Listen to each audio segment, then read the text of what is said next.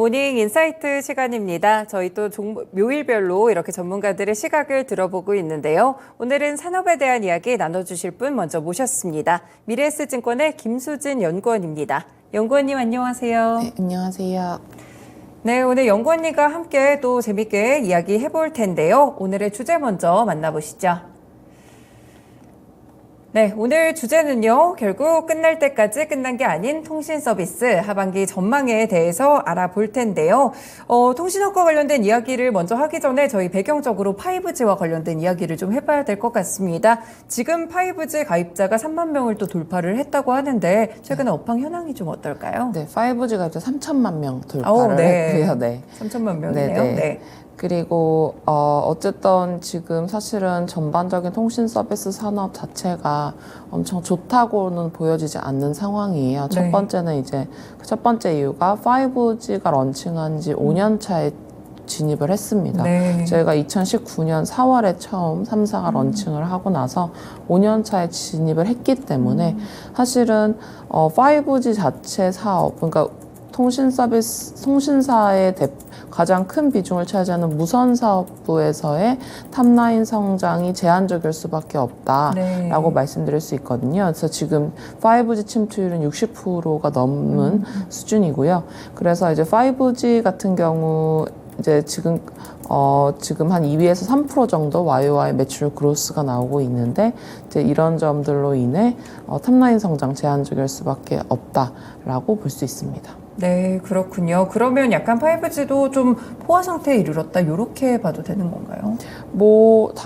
당연한 수순이라고 볼 수가 있죠. 저희가 이제 새로운 통신망에 진입을 했을 때, 네. 기존의 통신 서비스 산업의 어떤 매출 특징을 보면, 처음에 이제 새로운 통신망이 등장을 했을 때 매출이 이제 올라가고, 어느 정도 시간이 지나면 성장률이 둔화가 될 수밖에 없는 네. 그런 구조를 가졌기 때문에, 이런 점들은 불가피한 상황이다라고 볼 수 있습니다.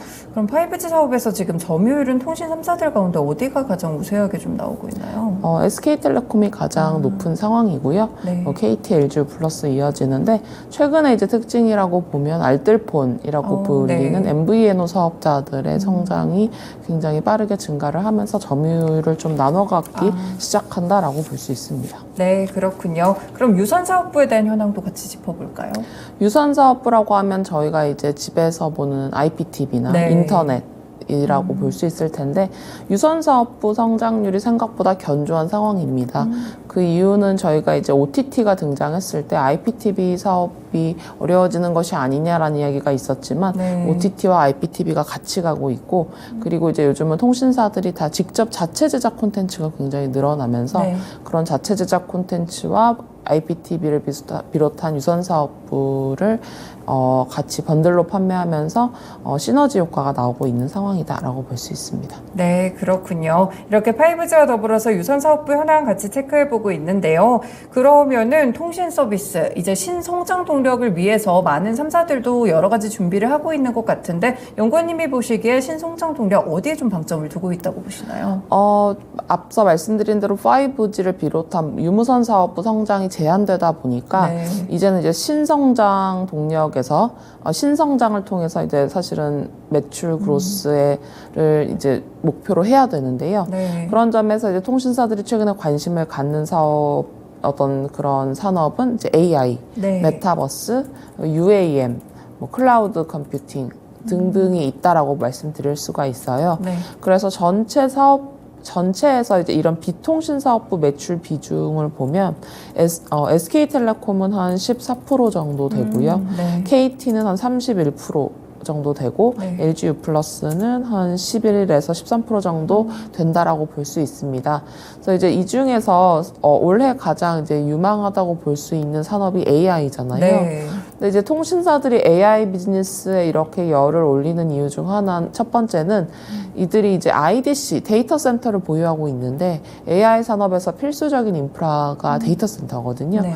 그래서 이제 AI 산업을 진출할 수가 있는 거고 또 하나는 이제 통신사들이 단순하게 망을 제공하는 걸 넘어서서 콘텐츠를 직접 제공하고 싶어 하는데 네. 그런 콘텐츠의 핵심에 AI가 있기 때문에 AI 개발을 굉장히 적극적으로 하고 있는 상황입니다. 근데 이제 그럼에도 불구하고 아직까지 좀 한계점은 이제 수익 구조가 이제 완전히 완성이 안 됐다라고 네. 볼 수가 있어요. 근데 이제 이거는 이제 비단 통신사만의 문제는 아니고 AI 자체로 어떤 어플리케이션을 개발해서 수익을 보고 있다는, 우리가 어떤 서스테이너블한 수익을 가져가고 있다는 업체를 찾기가 아직은 쉽지가 않은 상황이죠. 네. 지금 AI로 수혜를 보고 있는 건 뭐 잘 아시다시피 엔비디아 GPU를 만드는 엔비디아 네. 같은 어떤 인프라 딴 업체라든지 아니면 LLM이라고 하는 초고대 언어 모델을 제공하는 뭐 마이크로소프트 뭐 이런 업체들이 아직까지는 수혜를 보고 있기 때문에 네. 이제 향후에 어플리케이션이 확산됐을 때 이를 통한 수혜를 보기 위해 이제 통신사들도 AI 비즈니스를 진행을 하고 있고요. SK텔레콤 같은 경우는 A-라는 네. AI 비서 만들고 있고, 저희 KT 같은 경우는 이제 직접 초거대 언어 모델을 만들었어요. 믿음이라는.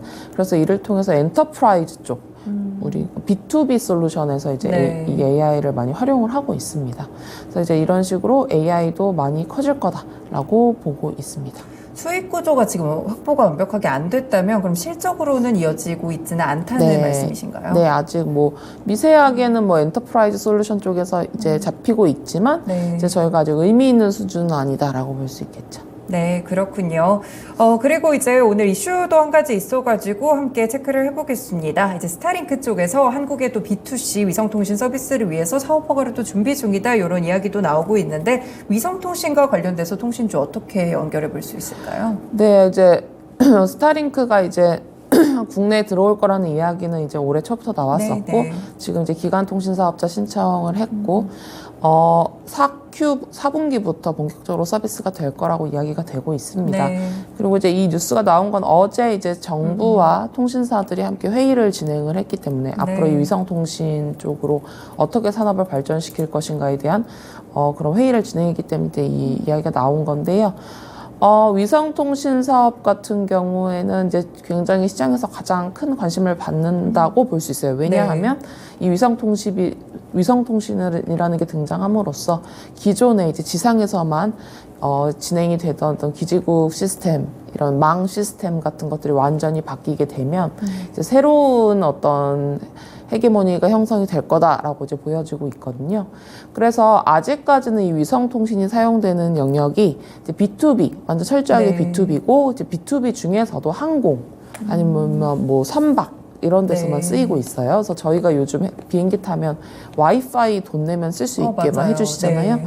그런 것들이 이제 이런 스타링크 같은 쪽에서 제공을 하는 이제 저궤도 위성통신이라고 보시면 돼요. 네. 근데 이제 어제 논의한 부분은 이제 앞으로 이제 우리가 5G 다음에 6G잖아요. 네. 이제 6G를 가면 더 고대역 주파수는 지상에서만 기지국을 세워서는 통신망 감당이 안 되기 때문에 위성통신이랑 연결이 될 거다. 그래서 이제 지상에 있는 망과 위성통신이 같이 연결이 돼서 서비스가 될 거다라는 것이 지금 논의가 되고 있는 부분이에요. 네. 그래서 이제 아직까지는 어떤 기술적으로 이런 위성과 지상이 연결이 되는 기술력이 이제 완전화되지 않았다고는 알고 있습니다. 근데 이제 이런 부분들이 개발이 되고 있고, 지금 저희의 이제 단말기 스마트폰에도 위성통신과 연결할 수 있는 칩이 하나씩 탑재가 되고 있기 시작을 하거든요. 이제 아이폰은 14부터 탑재가 됐고, 다른 스마트폰들에도 하나씩 탑재가 되고 있기 때문에 저희가 이제 위성통신을 이용하는 케이스가 늘어날 수 있지만, 사실 비용적인 문제로 인해 이제 평상시에 항상 사용이 되는 건 아니고, 이제 뭐 응급 상황에서 이제 사용이 될 수 있을 거다. B2C 시장에서도 뭐 이렇게 보고 있고, B2B 시장에서는 뭐 UAM이라든지 아니면 어떤 방위 산업이라든지 군사적으로 뭐 이런 쪽에서 하나씩 사용이 될 거고, 뭐 자율주행에서도 쓰일 수 있을 거다. 뭐 이렇게 전망이 나오고 있어요. 근데 이제 이런 것들은 다 전망인 상황이라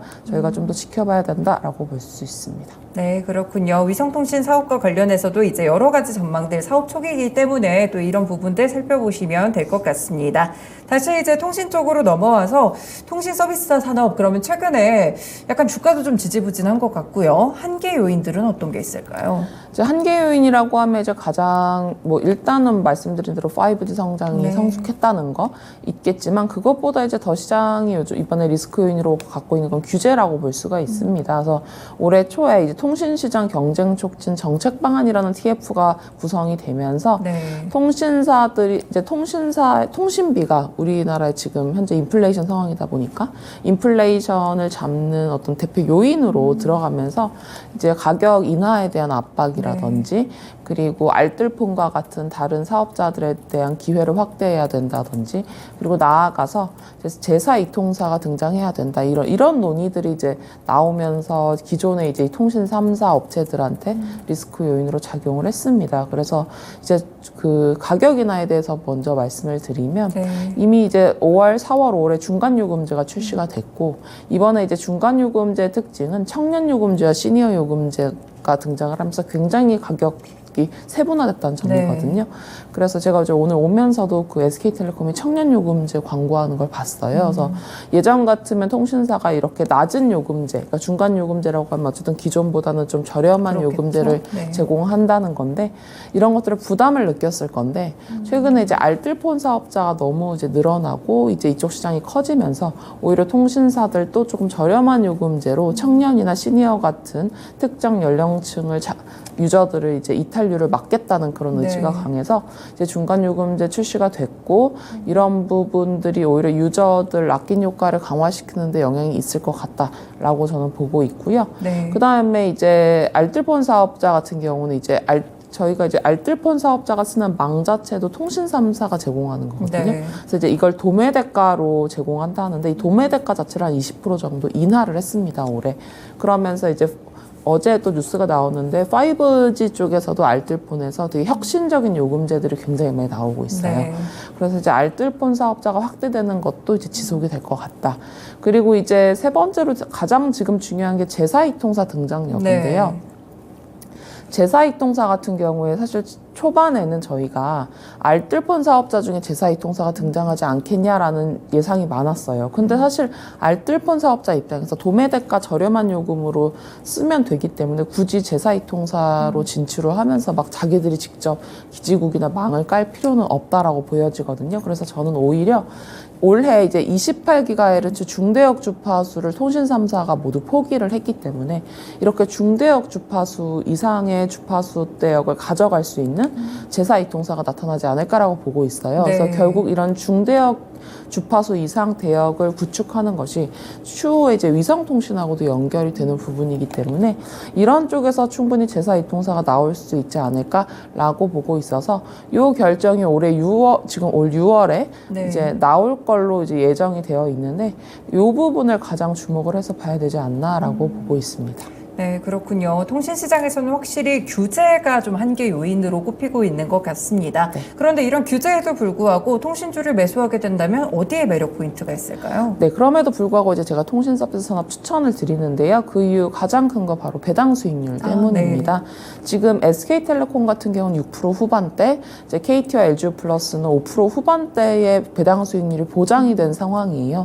그래서 물론 요즘 이제 시장이 좋은 편이긴 하지만 그럼에도 불구하고 어쨌든 하방이 굉장히 안정적으로 받쳐준다는 점 그런 점이 이제 통신 서비스 산업에 긍정적이라고 볼 수가 있어요. 그래서 이제 우리가 5G 탑라인 성장이 제한됐지만 동시에 마케팅비와 감가비가 줄면서 이익이 늘었고 그 이익이 늘어난 부분이 결국 배당으로 연결돼서 이렇게 배당 수익률이 높은 거거든요. 그래서 이제 배당 수익률 보고 갈 수 있다라고 말씀드릴 수 있습니다.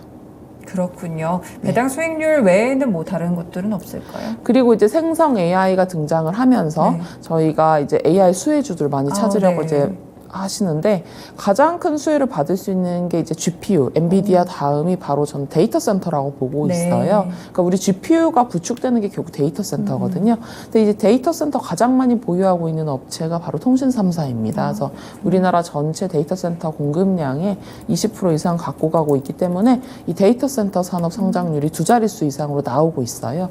그래서 이런 부분들이 통신사한테 굉장히 알파 요인으로 작용할 거다라고 보고 있습니다. 네, 배당 수익률과 데이터 센터 또 두 가지 매력적인 포인트가 통신주에 숨어 있었습니다. 그럼 연구원님이 보시는 토픽 종목 3사 중에 어떤 걸까요?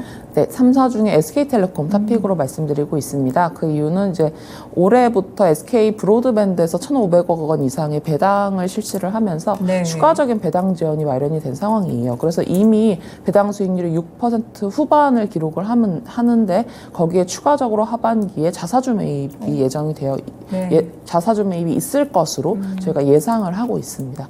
그래서 이렇게 주주환원 모멘텀이 있기 때문에 SK텔레콤 실적 자체도 3사 중에 가장 안정적인데 거기에 이제 배당을 비롯한 배당의 자사주 매입까지 이제 저희가 기대해 볼 수 있다라고 말씀드릴 수 있습니다. 네, 그렇군요. 본업의 안전성과 더불어 주주 환원에 대한 매력도까지 SK텔레콤 토픽으로 제시 주셨습니다. 오늘 말씀 고맙습니다. 감사합니다. 네, 이렇게 오늘의 모닝 인사이트 시간은요, 미래에셋증권의 김수진 연구원님과 함께 했습니다. 통신사 종목들과 투자 전략 함께 알아봤고요.